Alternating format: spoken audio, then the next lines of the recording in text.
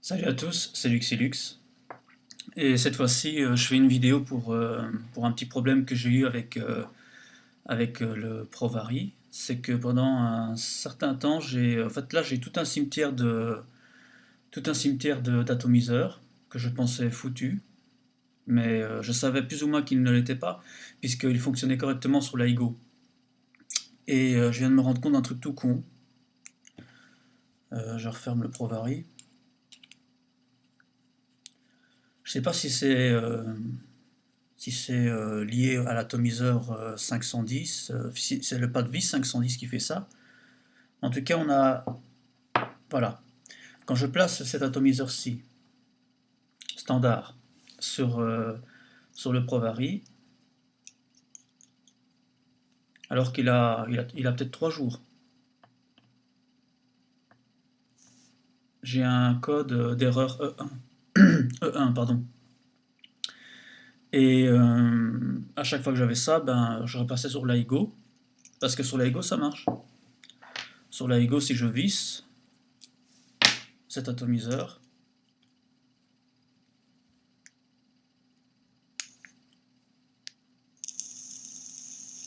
il fonctionne.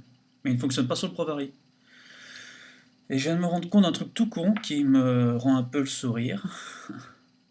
C'est que le pas de vis sur l'AIGO est plus large que sur le Provari. Voilà. Et donc voilà, maintenant ici, je me suis dit, bon ben, retourne tes atomiseurs et regarde, il y a peut-être quelque chose qui déconne. Et effectivement, quoi. Je vais essayer de voir si la focale marche bien, parce que c'est toujours automatique. Voilà. Si on... Allez, s'il te plaît. Voilà. Si on regarde celui de droite, il est usagé. Non, non, ouais, il est usagé. Celui de gauche, il est nouveau.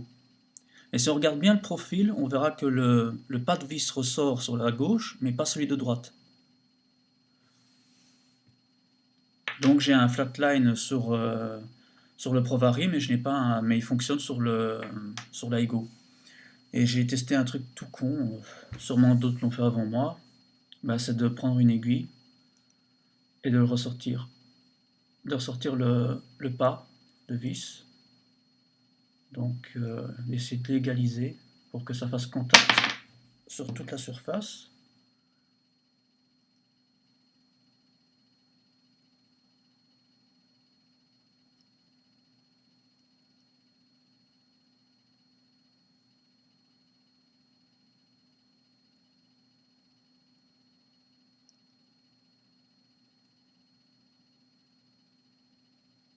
Voilà. Donc maintenant le profil ressort et ça devrait normalement remarcher sur le Provari. Ah, l'enfant c'est trop fort.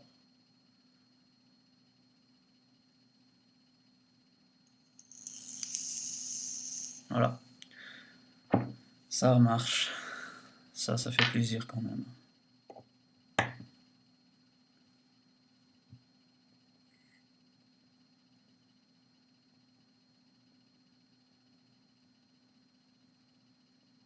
Merde. Quand on passe le menu avec le Provari, il faut chaque fois revenir au début. Donc je vais le positionner en 5. À mon avis, en 5 volts, ça fait tellement chauffer l'atomiseur que ça dilate le joint d'étanchéité et ça fait enfoncer le pas de vis. Et donc, comme le pas de vis donc, de la batterie du Provari est plus petit en diamètre, ben, il suffit que ça s'enfonce un tout petit peu et il n'y a plus de courant qui passe. Oh, frac. La idole. Je prends un liquide. Ah,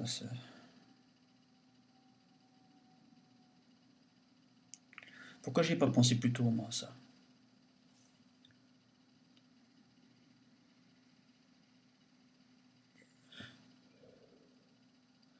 Ça fait plaisir quand même, hein. Ça fait plaisir.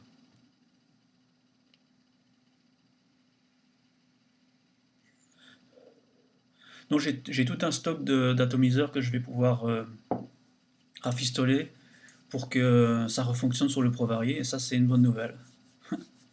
C'est vraiment une bonne nouvelle.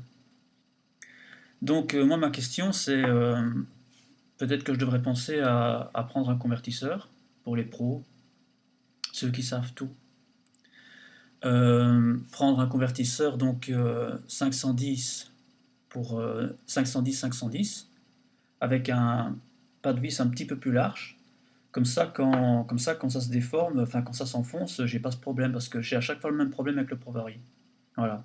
Ça faisait des semaines et des semaines que j'avais ça avec mes atomiseurs, surtout les standards, et je viens seulement de comprendre maintenant d'où ça venait, quoi. Que ça venait tout simplement que ça s'enfonçait, que la chaleur faisait donc dilater le joint d'étanchéité et enfonçait le pas de vis. Et comme le diamètre est vraiment petit sur le ProVari, eh ben, il n'y a plus de connexion, donc il n'y a plus de courant. Voilà. Donc c'est une bonne nouvelle, hein. Enfin, c'est une bonne nouvelle pour moi. Et peut-être pour ceux qui auront le même problème par la suite s'ils prennent un ProVari et qu'ils ont ce type de soucis. Voilà. À bientôt sur le forum.